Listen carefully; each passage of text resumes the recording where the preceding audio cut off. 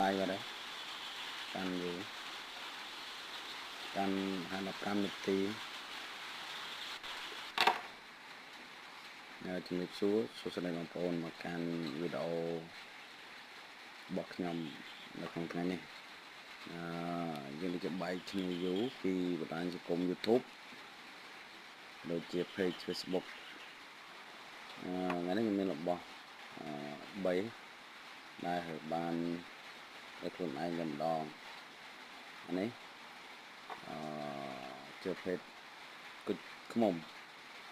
ហើយខ្ញុំសាកកាន់មើលប្រហែលជា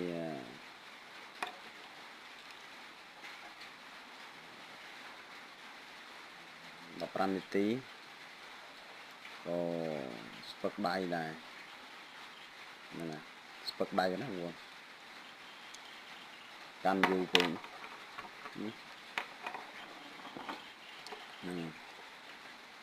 របស់លេងថ្មី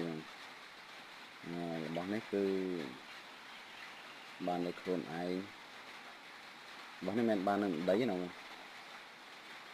បាននៅលើដើមឈើជាប់លើដើមឈើហើយបនសក់ហើយបើសួរថាខ្ញុំធ្វើបទបង្ហាញនេះខ្ញុំលក់អត់ខ្ញុំដាក់ជាវអត់គឺអត់ទេ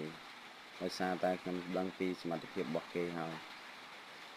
ដឹងពីសមត្ថភាពរបស់វត្ថុនេះហើយអានេះខ្ញុំមិនដឹងថាស្អីទេជាប់នៅដើមឈើដូចគ្នាដែរអានេះជាប្រភេទថ្មអាថ័ន្តធម្មជាតិទេបងប្អូនដែរមកខាងសម្ខាងខ្មៅមកខាងនេះមិនសម្ខាងពណ៌មាសខាងពណ៌ខ្មៅតែមើលនេះទៅដូចជារឿងសាន់ចឹងបទបង្ហាញរបស់ខ្ញុំនេះអត់មានអីច្រើនទេគឺមានតែប៉ុណ្ណេះបងប្អូនមកចូលទស្សនាក្នុងវីដេអូមេត្តាជួយ Subscribe មកមើលផង